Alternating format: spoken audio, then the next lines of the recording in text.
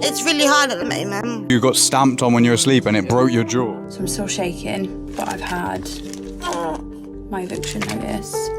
And knowing that my baby's literally going to be a month old and we've got nowhere to go. The startling increase in the number of families with no permanent place to call home. We even found one family living in a tent. I've been pissed on. I've had food chucked on me. Aurora has been homeless for half of her life. It was snowing and I thought, I'm on the street with a baby.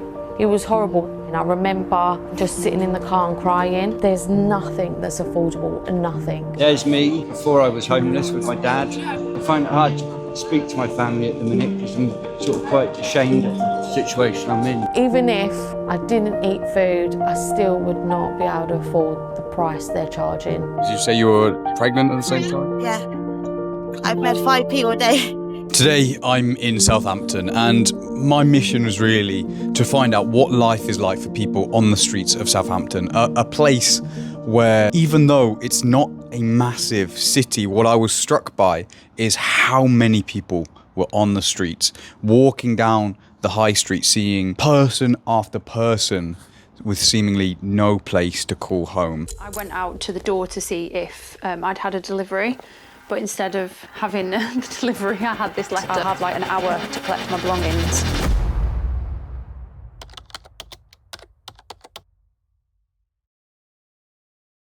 So it's nice to meet you, Josh. You're homeless in Southampton. What is life like on the streets over here? Shit really. I've had a broken jaw through it. I was asleep, got stamped on when I was asleep, got a broken jaw. So you got stamped on when you were asleep and it broke your jaw? Yeah. I think I can kind of see how like it's been a little bit dislodged. Yeah. Do you know why they did that? Was it like, did you know them? Or? No, I was asleep. So you were asleep, so you didn't even know what was going on. You just all of a sudden had a broken jaw. Katie, right? Yeah. I'm homeless in the street, yeah. And how long have you been homeless for, Katie? 4 months. And you said that you're going through quite a lot at the moment. I think you say you were pregnant at the same time? Yeah. How does that affect you when you're on the streets? It's really hard at the moment. Basically, I'm on a waiting list to get a house. I'm working with No Limits, so they help you have showers and food and stuff. So it's like a charity that kind of helps? Yeah. Okay. But when you hit 25, that's it. When you hit 25, that's the limit. Then they just stop helping you? Are you like close to hitting that where they're going to stop helping? I'm 24, so... Right, so you're right on the limit. Oh no. And what is that like, having to like sleep on the streets as a woman? It's scary for a woman. Anything can happen out here, but you get through it. Has anything quite scary happened to you whilst you've been on the streets? I've been pissed on. Really? Yeah, I've had food chucked on me. I've had a negative boost. Sorry, what was that last one? I've had a boost against me, like swearing and horrible names and stuff. How does that feel when someone says like really horrible names to you and you're like in such a tough situation? Just hurts your feelings more. Anyone could be homeless. It's a really good point, is that it could happen to anyone. What was your name again, my friend? Gary. Gary. So I'm Andy. It's nice to meet you, man. Yeah. Do you mind if I ask about the pictures? No problem if not. It's, I don't want to be... Yeah, these are the only pictures I have of my family. So that's my mother. She passed away about 15 years ago. They're my children. They're a lot older now. So yeah. My grandparents, my mum and dad. There's me before I was homeless with my dad. Yeah. There's my brother. So yeah. Oh man, that's really nice. I've never seen that with someone on the street, so they've managed to preserve the pictures. That's really good. There wasn't much that I could preserve, but I've kept them. But they keep getting covered in muck, so I can see you like cleaning it and just trying to get them clean, keep them clean. It's the only sort of connection I've got really. I think I find it hard to speak to my family at the minute because I'm sort of quite ashamed of the situation I'm in. So it's quite difficult really. So yeah. What makes you feel ashamed about it? This isn't me. I would hate for them to see me like this. And really break their hearts. And it just take my last bit of dignity away. How long have you say you've been on the streets, Dave? Months and months and months. I ain't got a clue really, about 9 months. It's a long time, man. How's those 9 months been? People out there to hustle people. I'm not out to hustle, I'm out to survive. All my money's been stopped. This is the last thing anyone wants to do. Having to beg to survive. And that's exactly it. How did you end up on the streets? I went through a really bad divorce, lost my house, and then my social got stopped, so I couldn't rent nowhere. Benefits got stopped. Oh, why did they stop them? They thought obviously better about their interview, which I didn't get, because I lost my house. Just one interview? One interview, yeah, bang. And then because of that, they stopped paying your benefits? One thing after another. It's been hard. Was it literally just one interview and then they stopped the benefits and then you literally, because of that, you couldn't pay the housing? That's it, literally. It just feels like... Half, doesn't it?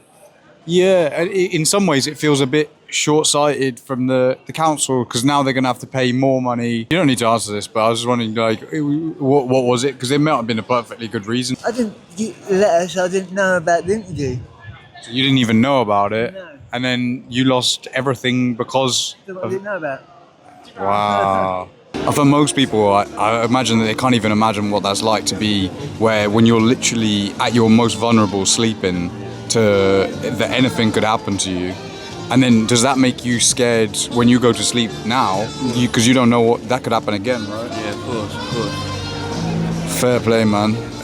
What happened afterwards? After you could... I went to Southampton General Hospital to get surgery done. I've got to get surgery done next week and next month. We've got to open it up there and there, put plates and stuff. Yeah. And yeah, for next month, I've got back up to the hospital to get surgery done. So, okay, so you got to have the surgery to try and get it fixed. At the time, did you manage, I don't know, did you chase after them or did anything happen? No, I just called the police. You called the police? Oh, okay. Fair play to you, did the right thing. It's just so horrible that people do that. What is it that you feel is, I guess, embarrassing about the situation?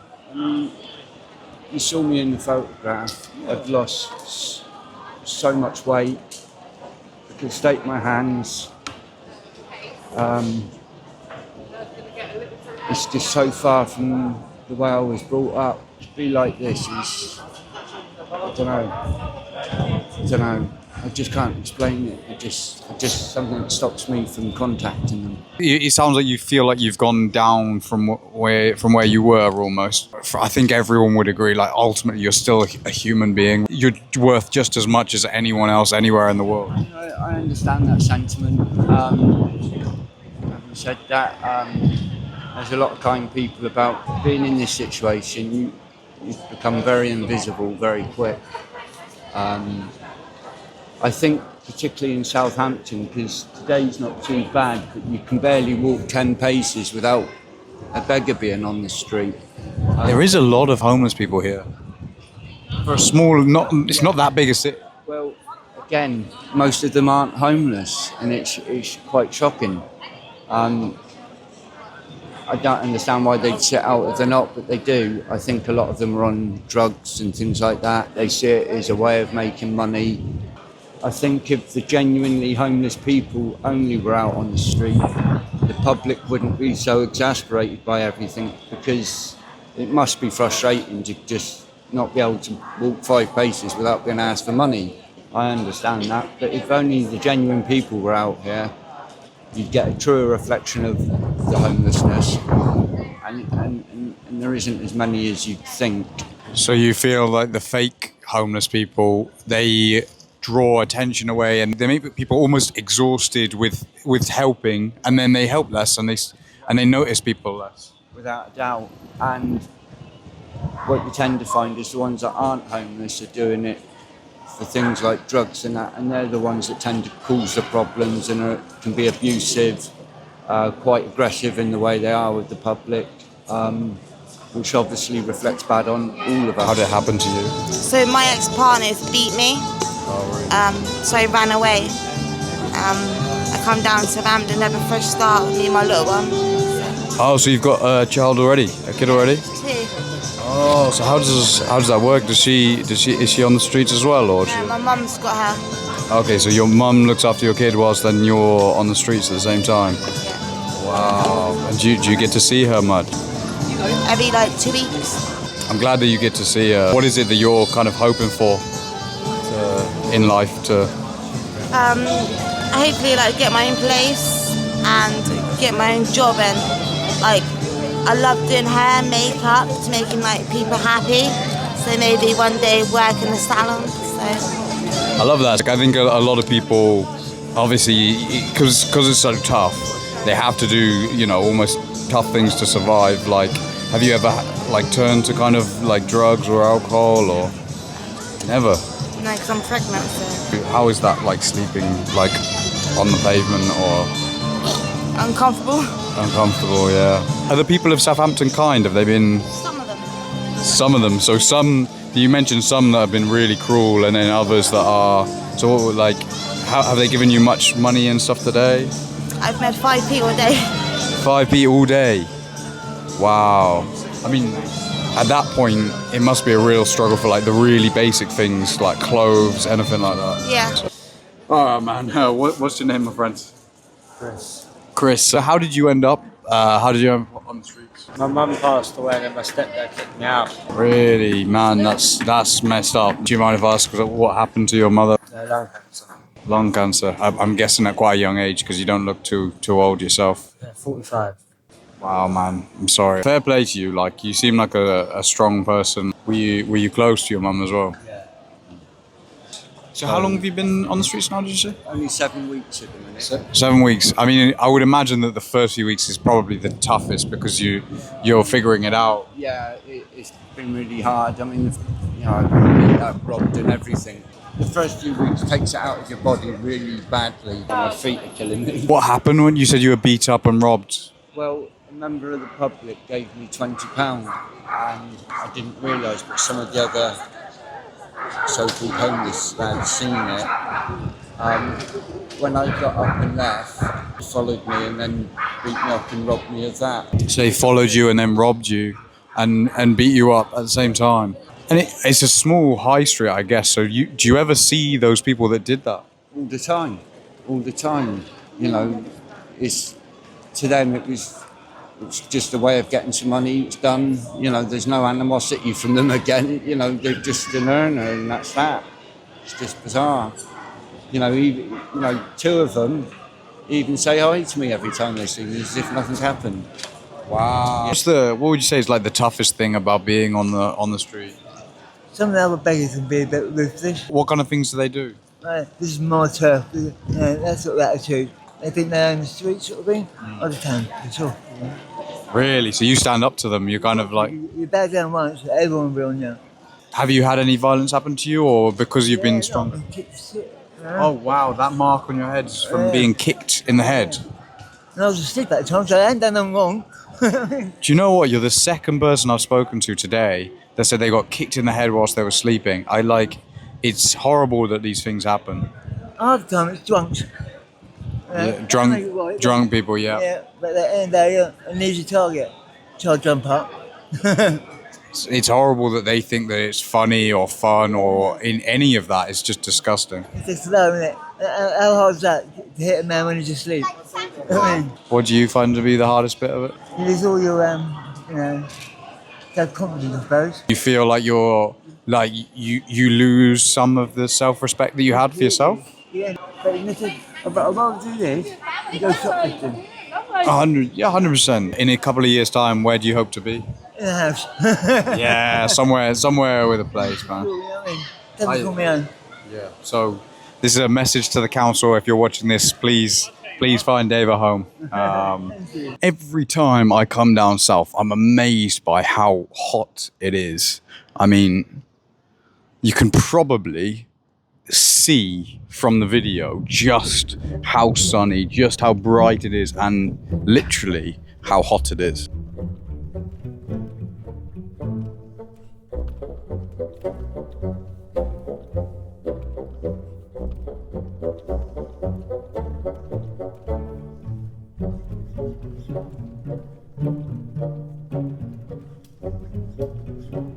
And you were telling me about how you ended up on the streets. Do you mind sharing that story? My landlord basically changed the locks on the flats without stereotyping. There was a certain crowd in there. It was a bad crowd, to be fair, but he just changed the locks on everyone, and some of us couldn't sort of recover from that.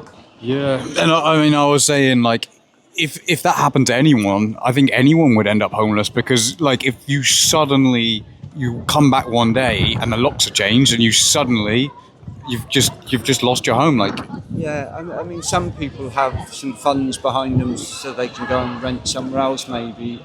I didn't. So yeah, I had no way of recovering from that. it must be one of the hardest things of getting off the streets is like to save up a whole deposit and a first month's rent. That's a lot.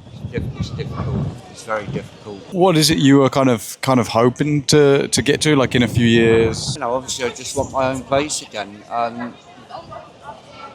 In life, you need an address to be able to do anything really. To have mail sent to work, to get clean and ready for work, to rest. So much depends on a roof over your head. It's really difficult. You know, silly things. I've lost my bank card and things like that. Yeah. You wouldn't imagine what sort of trouble that causes me. Where do I send one? You can't. Yeah. You know, these sort of things that are simple for everybody else are difficult for me. A lot of things are done online. I don't have a phone, I don't have that. It's tricky.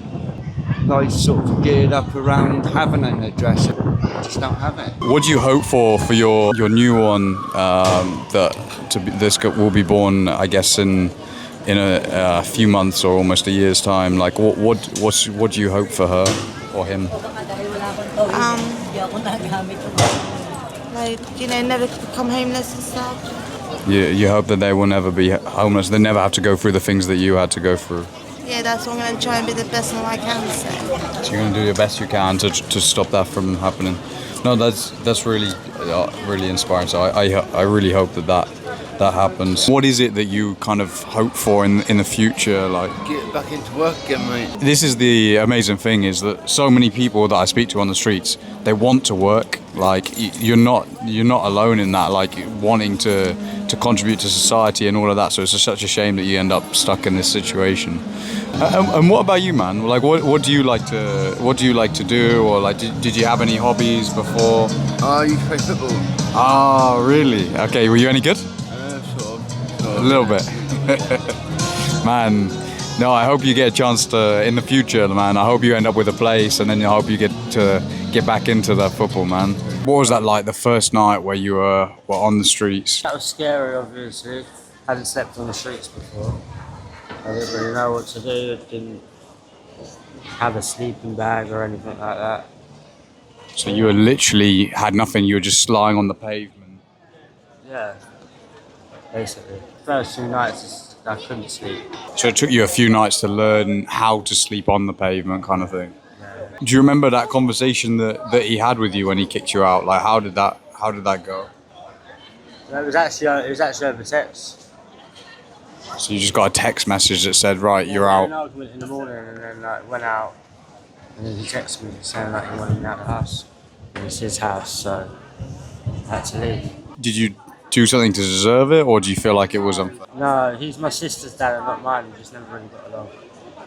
Gotcha. So then when there was an argument, it was like, yeah. What do you find is like the scariest, like the toughest part of the lifestyle? So just being outside all the time at night, you see there are some dodgy people around. So you never feel like fully safe sleeping on the streets. It's not like people don't feel safe when they have their door unlocked when they're in their house. So imagine sleeping on the streets. You're never going to feel fully safe. I think that is one thing, right? Is that 24/7 paranoia. In a few years, like, where are you hoping to be? Not on the streets, with my own place and on my feet, working. Oh, thanks, mate. Cheers. Nice one, man. Is there a lot of kindness? Are the people of Southampton kind, or? Some, yeah, not all. Some. Most people just ignore. How does that feel to feel like you're being ignored a lot? I feel lower than everyone else, but it's just what it is at the moment. Things will get better. I would say, just from my perspective, is like, you're not lower than anyone else. I mean, I know sometimes it might feel like it, but you're human just as anyone else. Is there anything I can get you? Is there anything that you need? I got given this morning. Hey, nice. Got everything. I've got food. Yeah. I can get you some money if you want. Like, yeah, I'll get some cash out, and I'll come back, mate. Look. My friend. man. All the best. Thank you. What's your name again? Andy, man. It was Gary, right? Yes, yeah. Yeah, mate, Gary. Pleasure to meet you, man. And honestly, one of the nicest people. You're genuinely one of the nicest people that I've met. So, like, I hope things get better for you, man. Yeah, as much as I appreciate the food and the money that people give me, it's really nice when people stop and talk. Yeah. Because you do become invisible. And it's just nice to sort of have a bit of normality and normal chat with people. So I appreciate it, I really do. It's a pleasure from our side as well, like getting a chance to stop and speak to people like yourself, because I don't know, it's just like when you meet someone who just seems like a really genuine, nice person, it's a pleasure just to have a chat, right? I think in every walk of life, you've got a different mix of people, and the streets are no different. You've got all sorts of people that have all sorts of backgrounds. You've got the good, the bad, and even the bad, you know, there's probably reasons the way they are like that. So, yeah, unless you speak to someone, you don't get to know them. And yeah, so it's nice, and it's nice that you say that I've still got some decency about me, so that means a lot. So that's good. I appreciate that. God bless. Awesome. Gary, mate, all the best. It's an interesting thing, Southampton. To be fair, Gary was asking me what are the places that have the most amount of people that are on the streets. And do you know what? For a small town, Southampton is quite probably up there with the highest that I've seen. Like, there is a lot of people down here. Now, obviously, Gary was saying that not everyone is necessarily homeless. They're not necessarily sleeping rough. And a lot of the people that I spoke to today, from the detail that they were going into in their story, you could see that it's genuine. It's sad to see a lot of people struggling. It's hard, like, just not be able to go home at the end of the day. Feel lonely, and you never quite feel fully safe. And it's hard to sleep, even when you do manage to sleep and you get used to it. You never really get a good night's sleep. There's any noise, people from past, you wake up, you're always on edge. Like, so you mentioned the kind of the loneliness, and like, what do you feel like causes that when you're on the streets? Especially like being ignored by a lot of people that walk past. I suppose that's where it comes from. I feel secluded. No, that makes a lot of sense, man. That makes a lot of sense. Is there anything I can get that would help you? I mean, I'm trying to raise the money for the hotel tonight. yeah. How much is a hotel? Ibis budget hotel. £28 for like the Ibis budget one. Okay. So I think this is one of the challenging things about Southampton as well, is like if that's the cheapest accommodation you have, like up north, people can get places for a lot cheaper than that. It makes it even harder to get a place, I guess. Okay, I will see what I can do. There you go. No, all the best, yeah, I hope the hotel works out. And I mentioned I'll get you some money. Is there anything else you need as well? Like anything I can help with? Clothes, jackets, tents? Yeah, I do have a tent, yeah. I've got everything I need at the moment. I was just going to ask on that, because that is just an interesting point, as like the people I've spoken to in Southampton have all mostly had similar things, that they've got the basic things that they need, the tent, the sleeping bag.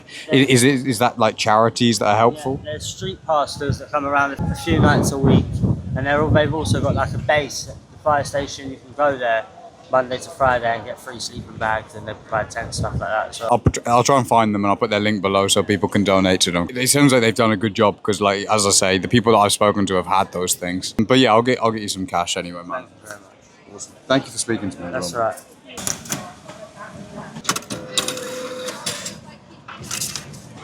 There you go, my friend. Oh, thank you so much. Mate, all the best. Thank you for speaking to me as well, man. I appreciate it. All the best, man.